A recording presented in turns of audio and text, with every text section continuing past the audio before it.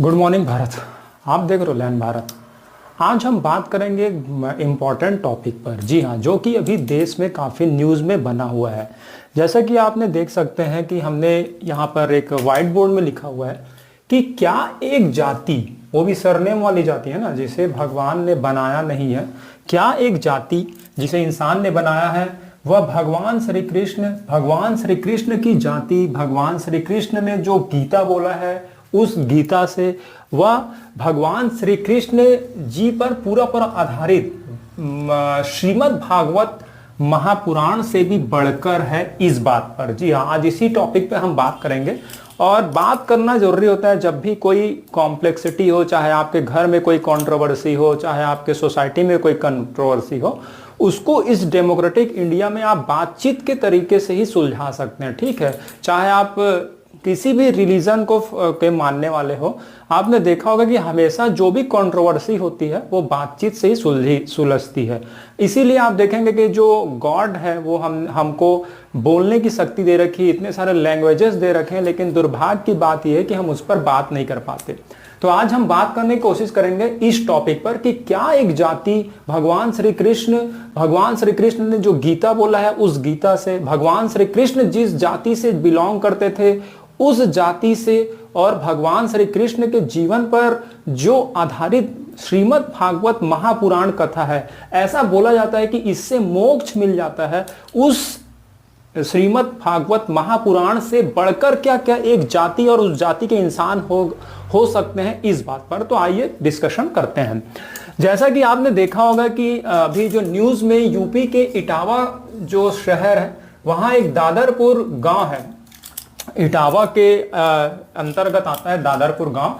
वहां का एक न्यूज सामने आया है जहां पर यह बोला जाता है कि एक मुकुटमणि यादव जी हैं, उनके साथ संत कुमार यादव, ये श्रीमद् भागवत कथा आचार्य है, ये पढ़ते थे और वैसे ही उनको पढ़ने के लिए श्रीमद् भागवत महापुराण के लिए बुलाया गया था। जी हाँ, अब आप देखिए ये जो गांव के लोग हैं उन्होंने इनको बुलाया है, किनको? श्री मुकुटमणि यादव और संत कुमार यादव। चाहते तो इस गांव के लोग, इस गांव के जो लोग हैं उन्होंने इनवाइट किया था, वो बड़े बड़े आप देख सकते हैं संत को भी बुला सकते हैं, जिसकी सरनेम जो है, जिसके कारण ये कंट्रोवर्सी हुआ, उन सरनेम वाले को भी बुला सकते हैं। लेकिन आप देखे होंगे कि उनकी फीस कभी आपको नहीं बताई जाती होगी कि कितने करोड़, 1 CR लेते हैं, 2 CR लेते हैं जो बड़े बड़े हैं, तो उनको वो बुला नहीं पाएंगे। ठीक है, या नहीं बुला पाए होंगे, तो उन्होंने अपनी आस्था को जारी करने के लिए इन दोनों को बुलाया था, श्री मुकुटमणि यादव जी और संत कुमार को इनको बुलाया था। ठीक है, अब यहां तक होता है, ये आते भी है गांव में, इनका पूरा स्वागत सत्कार भी किया जाता है। लोग जैसे कि एक पंडित का सत्कार करते हैं, चरण स्पर्श करते हैं, उनका आवाभगत करते हैं, वैसा पूरे गांव के लोग करते हैं और श्रीमद् भागवत पुराण का आयोजन भी प्रारंभ हो जाता है। अब देखिए, श्रीमद् भागवत पुराण के दौरान ही यह पता चलता है कि ये जो मुकुटमणि यादव जी हैं वह एक खास सरनेम नहीं है इनके पास। अब वो कौन सा सरनेम, जो कुछ लोगों ने यह बना करके रखा है कि इस सरनेम के लोग ही, जैसे कि आप देखेंगे ब्राह्मण जो सरनेम यूज करते हैं, उस सरनेम में से कोई भी सरनेम इनके पास नहीं है, और जो इनके साथ थे संत कुमार उनके पास भी नहीं है। यह पता चलता है, मात्र एक सरनेम, वो नाम वाला सरनेम पता चलता है। और उसके बाद देखिए क्या कहानी होती है। उसके बाद 50 लोगों द्वारा इन्हीं की पिटाई कर दी जाती है। देखिए, सरनेम नहीं पता था तो ये काफी पूजनीय थे, जैसे ही सरनेम, मात्र सरनेम, तो यहीं पर यह बात उठ रहा है कि क्या एक सरनेम जो है, अब ये देखिए, ये भागवत श्रीमद् भागवत महापुराण पढ़ रहे थे, देखिए उससे मोक्ष मिलता है। और यहां पर देखेंगे बड़े बड़े जो संत हैं, आपने देखा होगा कि अगर उनके, वैसे तो वो भी अभाव में जिंदगी जीते हैं, लेकिन जैसे ही उनको प्रसिद्धि मिलती है तो गुच्ची के बैग, फरारी के कार और फिर विदेश टूर, और वहां पर देखिए क्रूज चलाने लगते हैं, प्लेन उड़ाने लगते हैं। वह सरनेम वाले जो लोग हैं उनको नहीं बुलाया जा सकता था, तो उन्होंने अपने आस्था के अनुसार इनको बुलाया और कम खर्च में ये भगवान का श्रीमद् भागवत महापुराण जो है पढ़ रहे थे। लेकिन जब यही पता चलता है कि मात्र उनके पास नाम नहीं है, तो 50 लोगों के द्वारा उनकी पिटाई कर दी जाती है, उनका सर मुंडवा दिया जाता है, उन पर पेशाब छिड़का जाता है और पैर पर नाक रगड़वाया जाता है। देखिए वो किस जो है व्यासपीठ पर बैठे हुए थे। व्यासपीठ तो कुछ लोग को पता भी नहीं होगा, जहां पर वो पढ़ते हैं जब भी कोई ऐसा पाठ होता है, तो जो आसन पर बैठते हैं उसे व्यासपीठ कहते हैं। तो आप देखिए वहां पर से उतार करके वहां से उतारा जाता है और क्या क्या उनके साथ किया जाता है। केवल यही कारण था कि उनके पास ऐसा सरनेम नहीं है जो कि ब्राह्मणों का होना चाहिए। और अगर मान लो उनके पास ऐसा सरनेम होता और वो फेमस हो जाते, तो उनको गुच्ची का बैग और फरारी कार और गॉगल मिलता, उनको गुच्ची का प्राइवेट जेट भी मिलता और अरबों खरबों रुपए मिलते, केवल एक नाम की वजह से। आप देख सकते हैं तो हमारा समाज कहां जा रहा है। ठीक है, और भी डिस्कशन करते हैं। अभी देखिए, केवल एक न्यूज देख लेने से, निगेटिव पॉजिटिव वे में जाने से समाधान नहीं निकलेगा, जब तक आपको पूरा एस्पेक्ट नहीं पता होगा तब तक। ठीक है, तो देखिए केवल नाम की वजह से कंट्रोवर्सी होती है। ठीक है, अब ये देखिए प्रेजेंट सिचुएशन क्या होता है। प्रेजेंट सिचुएशन ये होता है कि वही जो पुलिस को जो करना चाहिए हमेशा, चाहे वो कोई भी केस हो, दंगा वाला केस हो, कुंभ में भगदड़ वाला केस हो, या कोई भी केस हो, उसकी तरह से यहाँ पर केस दर्ज कर लिया गया। 4 लोगों की बताई जा रही है कि गिरफ्तारी हो गई है। ठीक है, 50 में 4 की गिरफ्तारी होगी, जबकि ये सेंसिटिव इशू है। ठीक है, अब कब हो पाएगी, इनको क्या सजा मिलेगा, ये तो हम सब भूल जाएंगे, क्योंकि और नया कोई ट्रेंडिंग न्यूज आ जाएगा। ठीक है, अब देखिए जैसे ही इनका अपमान होता है, एक पार्टी जो उस पार्टी का हित बोलती कि मैं हित करूंगी, वो उनको सम्मान करने के लिए बुलाती है, तुरंत हाईलाइट करती है। कब? जब अपमान के बाद। अब इस पार्टी को भी देखिए हमदर्दी के लिए, अब देखिए राजनीति वाले जो भी पॉलिटिक्स के लोग हैं, वो कभी भी जातिवाद को खत्म करना नहीं चाहेंगे और उस जातिवाद का फायदा उठाएंगे। जैसे अंग्रेज उठाते थे पहले, वैसे ही अब राजनीति के लोग उठा रहे हैं। अब यहां पर यह प्रश्न उठता है कि क्यों अपमान के बाद ही उनको सम्मान किया, और क्यों केवल उसी का सम्मान किया जिसका अपमान किया। अभी भी आप देखिए बहुत सारे ऐसे लोग होंगे जो अपनी आस्था की वजह से ऐसा कथा करने की कोशिश कर रहे होंगे, जो कि ब्राह्मण नहीं होंगे, कोई भी धर्म के हो सकते हैं, वो एसटी हो सकते हैं, एससी हो सकते हैं, ओबीसी हो सकते हैं।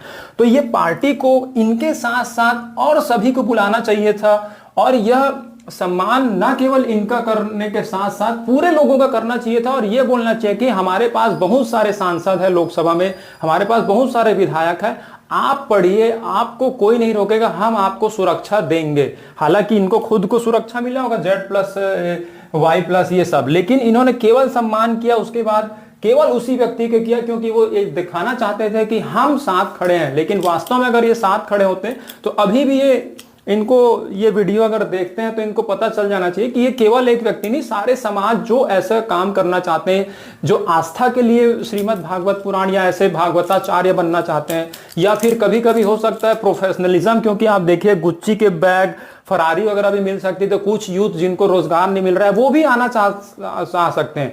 और हो सकता है कि इसमें नॉन ब्राह्मण भी आ जाए और उनसे अच्छा भी पढ़े, तो उनको प्रमोट करना चाहिए और एक ऑफिस ही खोल देना चाहिए, क्योंकि इनके पास पावर है। इनके पास ऐसा नहीं कि केवल प्रधानमंत्री बनेंगे तभी ऐसा कर पाएंगे, हालांकि इनको पूरा स्टेट का कमान मिला हुआ है, तो कर सकते हैं। लेकिन खैर कोई नहीं, इन्होंने जो है सम्मान के बाद अपमान किया। ठीक है, अब ऐसी घटना ना हो फ्यूचर में, इसके लिए डिबेट जरूरी है कि आखिर कौन पढ़ सकता है, क्यों पढ़ सकता है। हालांकि ऐसा डिबेट जो है ब्राह्मणों को, क्योंकि उन्हीं का बात लेकर के आया है, तो उन ब्राह्मणों को सामने आना चाहिए, जिस जिस प्लेटफॉर्म में वो बोल सकते हैं वहां पर इसको क्लैरिटी करना चाहिए। लेकिन दुर्भाग्य की बात यह है कि वो सामने नहीं आएंगे। जैसे हमने कुछ समय पहले आपको वीडियो बनाया था, जब पहलगाम में एक धर्म को लेकर के लोगों को मारा गया था, तो उस धर्म के जो धर्म गुरु है, जिसको मौलवी मौलाना बोले जाते हैं, उनको सामने आना चाहिए था और खंडन करना चाहिए था कि ऐसा हमारा धर्म नहीं बोलता है। तो दुर्भाग्य की बात यह है, ऐसी कंट्रोवर्सी इसलिए आती है क्योंकि उस धर्म के लोग मौन हो जाते हैं। हालांकि उनको मुंह तो मिला हुआ है बोलने के लिए, लेकिन बोल नहीं पाते हैं। ठीक है, तो वो बोले ना बोले, हम कोशिश करते हैं, थोड़ा डिस्कशन करते हैं कि आखिर जो है ये मुकुटमणि जी को अधिकार होना चाहिए कि नहीं होना चाहिए इस बात पर। तो देखिए कुछ तर्क और वितर्क। देखिए, जो कोई भी कंट्रोवर्सी होती है देश में, उसे लाइक करके डिसलाइक करके ऐसे दूर नहीं किया जा सकता। उस पर आपको सोचना पड़ेगा, उस पर आपको बोलना पड़ेगा। लेकिन आप देख सकते हैं सोशल मीडिया का जो यूज़ है या मीडिया का यूज़ है, हम समाधान या जो कंट्रोवर्सी उसको खत्म ना करने के लिए, उसको बढ़ाने के लिए यूज़ किया जाता है। ठीक है, तो हम कोशिश करेंगे कि जो मीडिया है या फिर सोशल मीडिया, इसका यूज़ हम करें उस क्लैरिटी, उस जो कंट्रोवर्सी है उसको क्लियर करने के लिए। ठीक है, तो देखिए कुछ आर्गुमेंट्स देखते हैं जो इसको कोई भी रिलीजन के लोग देख रहे हो, चाहे वो बड़े बड़े फॉलोअर हो, वो भी देख सकते हैं। कहीं ना कहीं अगर आपको कुछ गलत लगती है तो उसे कमेंट कीजिएगा, हो सकता है हम में कोई गलती है तो हम उसको सुधार करेंगे, आप में कोई गलती है तो सुधार करेंगे, और ऐसे ही हमको समाज बनाना है। अदरवाइज आप देख सकते हैं कि हमसे आगे अमेरिका, चाइना, रसिया निकल गए और हम इसी में उलझे हुए हैं। ठीक है, तो आइए देखते हैं कुछ आर्गुमेंट्स, ताकि भविष्य में ये कभी ना हो और क्लैरिटी हो जाए, खास करके ऐसे ब्राह्मणों को जो यह कोशिश करते हैं कि केवल ब्राह्मण ही जो है इस तरह के कथावाचक बन पाएंगे उस पर। ठीक है, तो अब देखिए बात आती है मुकुटमणि जी जो कि भागवत पढ़ रहे थे उन पर, और वो तो पढ़ ही रहते, लेकिन जब यादव वो सुनते हैं तब ये जो 50 लोग हैं उस गांव के, वो इन पर हमला करते हैं इस बात पर। ठीक है, तो देखिए हालांकि उस गांव के लोग को ये बोला जा रहा है कि बच्चे नाबालिग थे, लेकिन ऐसा कैसे हो सकता है? नाबालिग कुछ भी कर सकते हैं, आप पेरेंट्स नहीं है, कल के डेट में वो आप जिन नाबालिगों ने किया वो अपने मम्मी पापा के साथ भी ऐसा कर सकते हैं। ठीक है, तो ये आर्गुमेंट देना गलत बात है कि कोई नाबालिग ऐसा कर सकता है। ठीक है, उस गांव की पूरी जिम्मेदारी होनी चाहिए, और जिस कम्युनिटी को डिफेंड करने के लिए उन्होंने ऐसा किया उन कम्युनिटी को भी आना चाहिए, ब्राह्मण कम्युनिटी को आना चाहिए। ठीक है, तो देखिए मुकुटमणि यादव नाम से ही उनको दिक्कत हुआ, अदरवाइज आप देखेंगे अगर यहां पर कोई ब्राह्मण सरनेम होता, मैंने कुछ देर पहले ही बताया, तो उनको private jet 1 crore fees, Gucci का चश्मा, ये सब मिल जाता। लेकिन अगर यादव हुआ तो देखिए उनके साथ क्या क्या किया गया। लेकिन उन सब को देखना चाहिए जो ऐसी मेंटेलिटी रखते हैं उनके लिए। ठीक है, भगवान श्री कृष्ण, ये देखिए भगवान श्री कृष्ण खुद यदुवंशी थे। हालांकि भगवान का या इंसान का कोई जाति नहीं होता, हम सपोर्ट नहीं करते कि कोई सरनेम वाले हैं, लेकिन उन जिन लोगों ने, जिन मेंटलिंग के लोगों ने यह किया, उनके लिए एक एग्जाम्पल के तौर पर बताना चाहेंगे कि भगवान श्री कृष्ण खुद यदुवंशी बोले जाते हैं, यदुवंशी यादव थे। ठीक है, पूरा यादव वंश का उन्होंने अपमान किया है, जिनकी वजह से जो ब्राह्मणों, कई ब्राह्मण जो ब्राह्मण कहलाए जाते हैं, उनके पास कोई भी शास्त्र देख लिए उसमें ब्राह्मण का कभी बखान नहीं होता, उसमें भगवान श्री कृष्ण का ही बखान होता है। तो आप देखिए उसी सरनेम का अपमान किया है जो भगवान श्री कृष्ण का है, पूरे यादव वंश का। भगवान श्री कृष्ण ने अवतार भी लिया तो देखिए, हालांकि ब्राह्मण बोलते रहते हैं कि हम बहुत पूजा पाठ करते हैं, जप तप करते हैं, हम यज्ञ करते हैं, लेकिन कहीं ना कहीं देखिएगा कि इस तरह का कपट कहीं ना कहीं रह जाता है कुछ ब्राह्मणों में, सब में नहीं। अदरवाइज आप देखेंगे वीडियो यहाँ पर स्ट्राइक की जा सकती है। तो कुछ ब्राह्मणों के देखेंगे यहाँ पर आप देख सकते हैं कि कुछ ब्राह्मण ही बहुत अच्छे हो सकते हैं, बाकी आप देखेंगे कि वास्तव में ब्राह्मण ढूंढ पाना बहुत ही दुर्भाग्य की बात है और बहुत ही रेयरेस्ट है। तो देखिए अवतार भी भगवान जो लिया भगवान श्री कृष्ण ने, उन्होंने यादव परिवार में लिया था, उसी परिवार में जिस परिवार का इन्होंने अपमान किया है। कभी भी आप देखेंगे ब्राह्मण परिवार में बहुत कम ही होता है। अगर आप 24 अवतारों की बात कर लेंगे तो वामन अवतार, ऐसे 1-2 अवतार को छोड़ करके कभी भी देखिएगा कि ब्राह्मण परिवार में अवतार नहीं होता है। परशुराम जी हो गए तो आप देखेंगे कि 1-2 अवतार ही होंगे, बाकी सब देखेंगे नॉन ब्राह्मण फैमिली में लिया है। तो जो भी ब्राह्मण जो इस तरह के मंडली रहते हैं उनको देखना चाहिए कि उन्होंने किस फैमिली का यहाँ पर अपमान किया। ठीक है, उन्हीं भगवान ने, देखिए यहां पर इन्होंने रोका कि यादव जो है यहां पर श्रीमद् भागवत नहीं पढ़ सकता, लेकिन भगवान श्री कृष्ण यादव होते हुए श्री कृष्ण जी को श्री अर्जुन जी को गीता सुनाए थे। उस समय देखिए, उस समय बड़े बड़े ब्राह्मण मौजूद थे, द्रोणाचार्य थे, कृपाचार्य थे।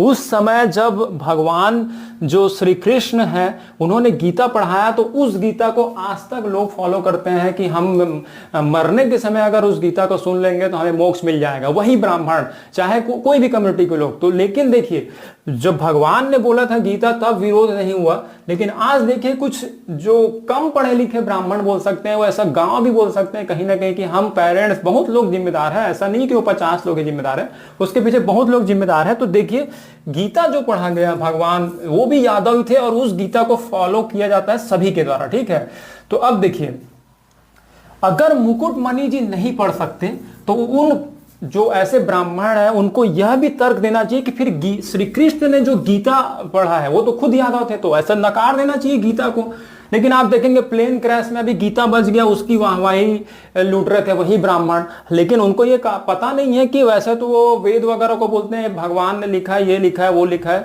लेकिन गीता को तो कम से कम मानते हैं। अदरवाइज आप देख सकते हैं इनके राइटर में भी कहीं ना कहीं श्री कृष्ण जी के सामने भी कुछ ना कुछ सरनेम लगा देते हैं। तो भगवान श्री कृष्ण यादव होते हुए गीता कहाँ है? तो ये देखिए, जब ये नहीं पढ़ सकते मुकुटमणि जी, तो आपको गीता को नकारने का करना चाहिए। और हालांकि वो 50 लोगों की बात नहीं है, इसमें सारे ब्राह्मणों को, सारे जो कथा वंश यार गुच्ची का जो पहनते हैं, वो सबको सामने आकर के बोलना चाहिए कि नहीं, कोई भी पढ़ सकता है। अब तो कम से कम डेमोक्रेटिक इंडिया में ये बोलना चाहिए कि जो भी भगवान से प्यार करना चाहे वो पढ़ सकता है। बस उसमें हाँ, जैसे प्रोटोकॉल है कि आप पढ़ते समय जो साफ सफाई रखेंगे, जो भी आपका मन करता है वो एक प्रोटोकॉल नॉर्मल से फॉलो कीजिए और कोई भी पढ़ सकता है, ठीक है। तो ये देखिए, तो यहां पर देखिए वही भगवान श्री कृष्ण ने गीता का यहां पर पाठ किया, वहां पर विरोध नहीं कर रहे हैं क्योंकि भगवान है। और जब ऐसे इंसान ऐसा कोशिश करते हैं तो उनको विरोध किया जाता है। तो उन 50 लोगों को, उन गांव के ब्राह्मणों को और पूरे देश के और दुनिया के ब्राह्मणों को यह सीखना चाहिए कि कोई भी पढ़ सकता है जब भगवान श्री कृष्ण ने गीता पढ़ा है तो, ठीक है। अब देखिए श्रीमद् भागवत महापुराण, इसी कथा को पढ़ रहे थे ये मुकुटमणि जी। अब देखिए वहां पर जो व्यासपीठ होता है, मैंने अभी बताया, वहां पर 7 दिनों तक उनको डिस्टर्ब नहीं करना चाहिए। अगर वो बैठते हैं तो वो फ्लो नहीं टूटना चाहिए, ये तो सबको पता होगा। लेकिन यहां पर देखिए उनको मार मार के क्या कर दिया कि अब कंटिन्यू हो रहा है नहीं हो रहा है कथा, ये तो बात की बात है। ये जो भागवत पुराण है, जिसका ब्राह्मण बोलते हैं कि हम ही पढ़ेंगे हरित बनेंगे, उसके जो हीरो हैं वो भगवान श्री कृष्ण है, ठीक है। उन पर ही पूरा केंद्रित है भगवान श्री कृष्ण। और श्रीमद् भागवत पुराण को भी यह बोला जाता है कि तुम कितना भी पाप कर लो, तुम ये सुन लोगे तो तुम्हारे पाप धुल जाएंगे, ठीक है। हालांकि होगा नहीं होगा वो भगवान श्री कृष्ण जाने। लेकिन हाँ देखिए, ये जो श्रीमद् भागवत महापुराण जो मोक्ष देता है, जो गुच्ची का चश्मा भी दे सकता है, कभी कभी प्राइवेट जेट भी दे सकता है, गुच्ची के बैग भी दे सकता है 1-2 लाख के, ठीक है, उसके केंद्र में भगवान श्री कृष्ण है। वो खुद यादव हैं और वह ब्राह्मण पढ़ेंगे ऐसा बोलते हैं। और जो हीरो उनके जिस जाति के हैं, जो सरनेम वाले हैं, उन्हीं का ही अपमान किया है। तो देख सकते हैं यहाँ पर 1 करोड़ गुच्ची का बैग और फरारी, ये सब मिल सकता है अगर आपका सरनेम उस तरह से हो। तो देखो समाज को जो ब्राह्मण है, कुछ नाम वाले ब्राह्मण है, वो किस तरह से ले जा रहे हैं, ठीक है। तो ये हुआ 5वां और जो सबसे मुख्य आर्गुमेंट है वो है पुरुष सूक्त, ठीक है।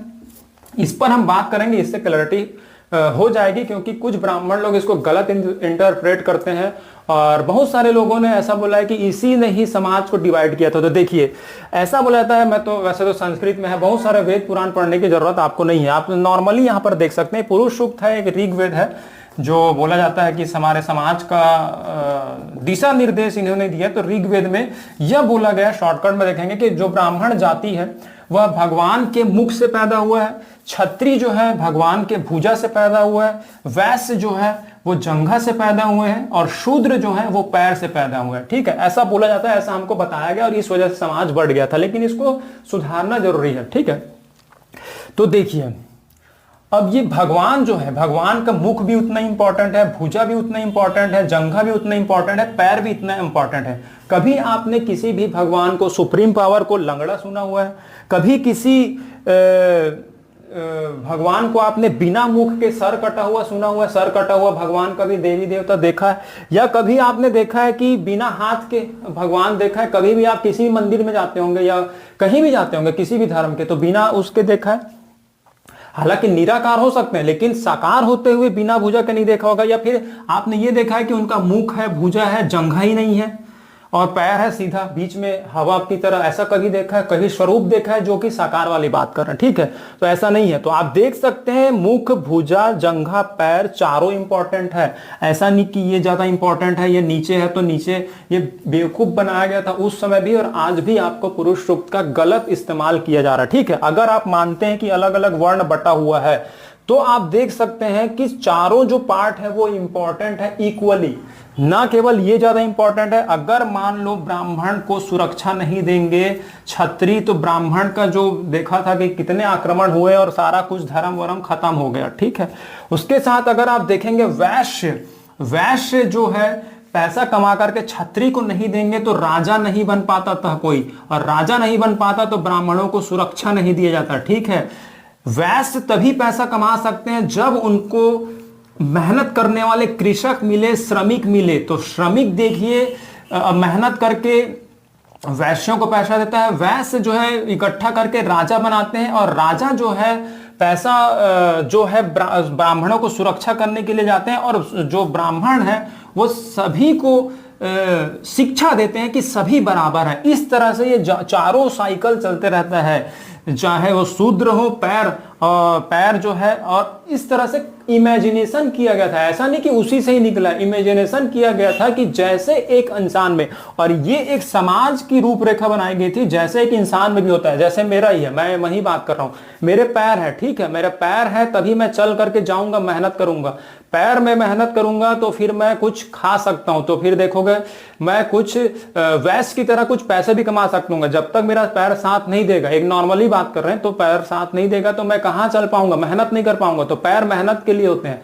यहां पर वैश्य जो है हार्डवर्क करते हैं, जंघा, और यहां पर पेट भरता है, ठीक है, पेट भरने के साथ मेरे भुजाओं में ताकत आता है, तब मैं इधर उधर जाता हूं, किताबें खरीदता हूं, तब मैं पढ़ पाता हूं। तो आप देख सकते हैं एक जो बॉडी है उसमें ये चारों चीज होना चाहिए। वैसे एक समाज है, सोसाइटी है, उसमें भी ये चारों चीज होना चाहिए, चाहे वो पैर हो, चाहे जंघा हो, भुजा हो और मुख हो। और अगर ऐसा माना जाता है कि ऐसा क्लासिफिकेशन हुआ है समाज का, तो सरनेम नहीं होता। जो आप जैसे कोई भी लोग हो, है ना, अब कोई इंसान पैदा होता है तो उसके माथे पे ठप्पा तो नहीं लगता कि यादव है, क्या लगता है हम अपने मम्मी पापा से लेके आए, जेनेटिकली लेके आए, अब वो नाम अभी आ गया है। मान लो प्रिंटर नहीं होता या कुछ नहीं होता तो किससे डिफाइन किए जाते हैं? काम से डिफाइन किए जाते हैं। तो काम से ही क्लासिफिकेशन हुआ था। आप हिस्ट्री भी पढ़ सकते हैं, अगर आप पढ़ना चाहेंगे तो इतिहास भी देख सकते हैं। काम से डिवाइडेड था वैदिक काल में, ठीक है, कि जैसे आपको मन कर रहा है कि आप ज्यादा अच्छा पढ़ा सकते हैं तो आप टीचर बन गए। अभी भी आप देखिए ना, कोई भी कुछ भी पोस्ट ले सकता है, अगर आपको डॉक्टर का पेपर निकालिए आप डॉक्टर बन सकते हैं। पहले भी वैसे ही था, लेकिन कुछ जैसे बेवकूफ ब्राह्मण है, वो अभी जैसे जिन्होंने ऐसा किया, उनके लिए ये वीडियो है खास करके कि उनको ये पुरुष सूक्त पढ़ लेना चाहिए और ये इंटरप्रेटेट करना चाहिए कि एक इंसान में भी चारों गुण होते हैं, एक समाज में भी ये चारों क्लासिफिकेशन होता है और चारों इंपॉर्टेंट होते हैं। आप खुद ही में देख लीजिए, अगर आपका पैर काट दिया जाए तो आप कुछ काम नहीं कर पाएंगे, जंघा काट दिया जाए तो कुछ काम नहीं कर पाएंगे, भुजा काट दिया जाए तो आप कैसे सर्वाइव कर सकते हैं, मुख काट दिया जाए या आपका दिमाग ही उड़ा दिया जाए तो भी आप सर्वाइव नहीं कर पाएंगे। मतलब चारों इंपॉर्टेंट है, एक व्यक्ति में भी, एक समाज में भी, ठीक है। तो आगे से जो ऐसे ब्राह्मण देख रहे हैं वो, और ऐसे मेंटलिटी के लोग देख रहे हैं कि जो भी वेद पुराण या भगवान है उन पर उन्हीं का अधिकार होगा, उनको ये देख लेना चाहिए कि भगवान किनका अपमान किया तो दोबारा ये नहीं करना चाहिए, ठीक है। और भगवान श्री राम जो राम राज की बात करते हैं, वो तो खुद आप देखिए कि सबरी के पास जा रहे हैं और यहाँ पर आप देखेंगे कि निषाद राज केवट को गले लगाते हैं, तो बहुत सारा मैसेज दिया। उसके बाद भी अगर ऐसा घटनाएं होती हैं तो जो ब्राह्मण ने ये किया है, बेवकूफ ब्राह्मण, वो तो ठीक है, लेकिन जो मूक बैठ करके नहीं बोल पा रहे हैं, सपोर्ट इनका खंडन नहीं कर पा रहे हैं, जैसा कि पहलगाम में आतंकवादी के लिए उस धर्म के लोगों ने नहीं किया था जिस धर्म के बात उन्होंने किया था, वैसे ही अगर इस धर्म पर भी बेवकूफ बैठते हैं तो यह मौन रहना काफी खतरनाक होता है हमारे समाज के लिए। और आपने देखा होगा यही मौन के कारण महाभारत हुआ था और इसी मौन के कारण कंट्रोवर्सी होती है और हम लोग पीछे चले जाते हैं। तो जो बहुत सारे लोग इसके पीछे इन्वॉल्व है और कुछ लोग इसको खत्म होने नहीं जाते हैं, तो हम सबको मिलजुल करके समाधान निकालना है। और वो जो पार्टी है जिन्होंने सम्मानित किया, उसको न केवल उन्हीं व्यक्ति बल्कि ऐसे किसी भी जाति या धर्म के लोगों को सम्मान करना चाहिए जो कि ऐसा काम करना चाहते हैं, तो उससे सपोर्ट भी मिलेगा। आप केवल एक ही का सम्मान कर दोगे तो इससे तो